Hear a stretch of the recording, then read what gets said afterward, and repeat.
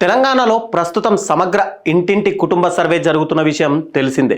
November 6న ఈ survey ప్రక్రియ మొదలవగా 9వ తేదీ నుంచి ఇంటింటి కుటుంబ సర్వే ప్రారంభించారు. ఈ సర్వేలో భాగంగా ప్రభుత్వం కేటాయించిన ఎన్యూమరేటర్లు ఆయా ప్రాంతాల్లోని ఇంటికి వెళ్తూ ఆ కుటుంబ సభ్యుల వివరాలు నమోదు చేసుకుంటున్నారు. కొన్ని ప్రాంతాల్లో ప్రజలు సర్వేకు పూర్తిగా సహకరిస్తుండగా మరికొన్ని ప్రాంతాల్లో మాత్రం అభ్యంతరాలు, ఆగ్రహాలు వ్యక్తం చేస్తున్నారు. ఎన్యూమరేటర్లు అడిగిన వివరాలు ఇవ్వకుండా ఎదురు తిరుగుతున్నారు. ప్రభుత్వంపై వ్యతిరేకతను వ్యక్తం చేస్తూ తమ వ్యక్తిగత వివరాలను ప్రభుత్వానికి ఎందుకు ఇవ్వాలంటూ తిరిగి ప్రశ్నిస్తున్నారు. ఒకవైపు ప్రజల నుంచి మిశ్రమ స్పందన వస్తుంటే మరోవైపు సోషల్ మీడియాలో ప్రచారాలపై ప్రజలు అయోమయానికి గురవుతున్నారు.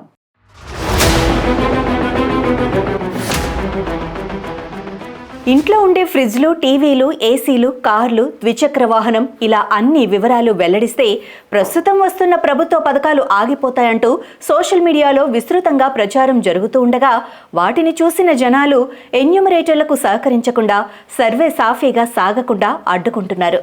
కాగా ఈ ప్రచారంపై మంత్రి పొన్నం ప్రభాకర్ పూర్తి క్లారిటీ ఇచ్చారు. సర్వే సమాచారాన్ని ప్రభుత్వమే సేకరించి గోప్యంగా ఉంచుతుందని, తమ సమాచారం చెప్పటం వల్ల ఎవరికి ఏ ప్రభుత్వ పథకాలు నిలిచిపోవని, అదనంగా మరిన్ని పథకాలు ఇచ్చేందుకే ఈ వివరాలను పరిగణలోకి తీసుకుంటామని మంత్రి వివరించారు. ఈ సర్వే వివరాలు ఏదో రహస్యంగా దాచిపెట్టేవి కావని, దీనిపై అనేక రకాలుగా అనేక వేదికలపైన చర్చ చేసి భవిష్యత్తులో ప్రజలకు ఉపయోగపడే విధంగా పారదర్శకంగా ప్రభుత్వం సమాచారం సేకరిస్తుందని పేర్కొన్నారు. ఈ సర్వేకు రాజకీయాలతో ఎలాంటి సంబంధం లేదన్నారు. మంత్రివర్గంలో తీర్మానం జరిగి అసెంబ్లీలో ఆమోదించిన తర్వాతే సర్వే చేస్తున్నామని చెప్పారు. ఎన్యూమరేటర్లపై దూషణలకు, దాడులకు దిగితే చట్ట ప్రకారం చర్యలు తీసుకుంటామని మంత్రి పొన్నం హెచ్చరించారు. మరోవైపు సర్వేలో భాగంగా బ్యాంక్ ఖాతా వివరాలు అడగటంపై వస్తున్న విమర్శలపై కూడా మంత్రి స్పందించారు. బ్యాంక్ అకౌంట్ డీటెయిల్స్ అడగటం లేదని, కేవలం ఉందా లేదా అన్న విషయం మాత్రమే అడుగుతున్నట్లుగా వివరించారు. బ్యాంక్ ఖాతాకు ఆప్షన్ అడుగుతున్నామని, ఆధార్ కార్డు కూడా తప్పనిసరి కాదని మంత్రి తేల్చి చెప్పారు. ఈ చారిత్రాత్మక కార్యక్రమం ద్వారా తెలంగాణ ప్రజలకు న్యాయమే జరుగుతుందని చెప్పారు. దయచేసి అందరూ కులగణన సర్వేకు సహకరించాలని, సోషల్ మీడియాలో తప్పుడు ప్రచారం చేస్తూ ప్రజలను తప్పుదోవ పట్టించిన వారిపై కఠిన చర్యలు ఉంటాయని హెచ్చరించారు.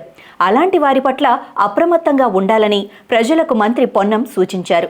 తెలంగాణ ప్రజలను భాగస్వాములను చేసుకుని ఇంటింటి సమగ్ర కుటుంబ సర్వే జరుగుతోందని, ఈ సర్వేతో దేశానికే తెలంగాణ రాష్ట్రం ఓ దిక్సూచిగా మారనుందన్నారు.